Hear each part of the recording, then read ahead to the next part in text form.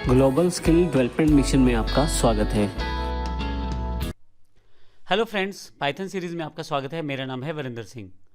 पिछले सेशन में हमने ऑपरेटर्स सीरीज़ में अर्थमेटिक ऑपरेटर की जानकारी ली है। इस सेशन में हम बात करने वाले हैं असाइनमेंट ऑपरेटर्स की। जब आप किसी वेरिएबल को वैल्यू असाइन करते हैं तो वो असाइनमेंट ऑपरेटर के द्वारा ही की जाती है। अभी तक आप इसके लिए इक्वल ऑपरेटर का प्रयोग करते आए हैं, जो कि एक्चुअल में इक्वल नहीं, यहाँ पे असाइनमेंट ऑपरेटर कहलाता है। लेकिन आइए इस सेशन में हम सभी असाइनमेंट ऑपरेटर्स की बात करें, जिससे हम किसी भी वेरिएबल को वैल्यूज असाइन कर सकते हैं। असाइनमेंट ऑपरेटर की बात करें तो हमारे पास यहाँ 3 कैटेगरी देखें, ध्यान से दें। ऑपरेटर फर्स्ट सेगमेंट दिया गया है, फर्स्ट कॉलम।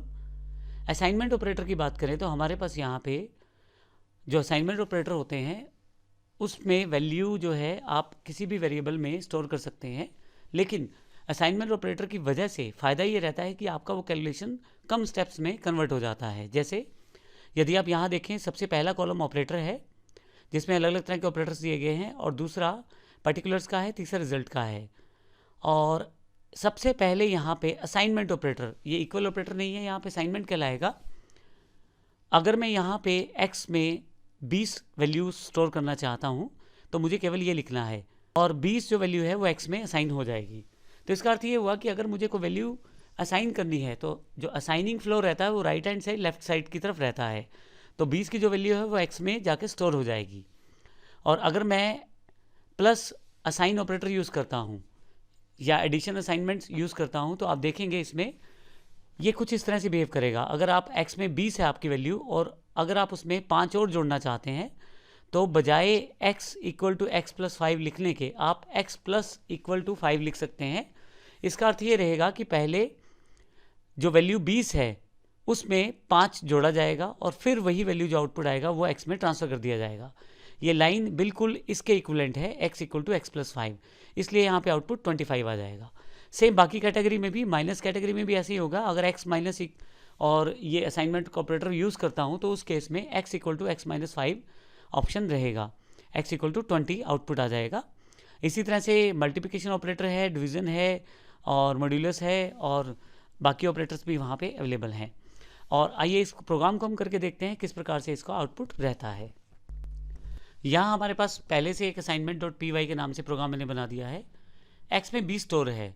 अगर आप ये देखें तो मैंने x की वैल्यू को प्रिंट करवाया है, लेकिन उसके साथ ही मैंने आगे एडिशन असाइनमेंट यूज़ किया है। अगर आप यहाँ देखें तो इसको मैंने यहाँ प्रिंट आउट में भी शामिल किया है, और जो भी वैल्यू रहेगी वो प्रिंट करवाई जाएगी यहाँ पे। फिर से x में 20 ट्रांसफ़र कर दिया और मल्टीप्लिकेशन असाइनमेंट को प्रयोग किया है। इस तरह से उसके पश्चात डिवीज़न असाइनमेंट को, मॉड्यूलस असाइनमेंट को, एक्सपोनेंशियल को, और इस तरह से मैंने सारे के सारे ऑपरेटर्स को प्रयोग किया है। आइए देखते हैं इसको प्रैक्टिकल रूप में किस तरह से प्रयोग किया जा सकता है। अगर मैं इस प्रोग्राम को रन करूं तो यहाँ मेरे पास प्रोग्राम अवेलेबल है Python assignment dot p y. अगर मैं एंटर कर दूं तो देखिए मेरे पास आउटपुट अवेलेबल है। x इक्वल टू 20 था, लेकिन दूसरे केस में 20 में 5 जुड़ जाएंगे तो 25 आउटपुट आ जाएगा। तीसरे केस में गुना है तो 100 आ जाएगा।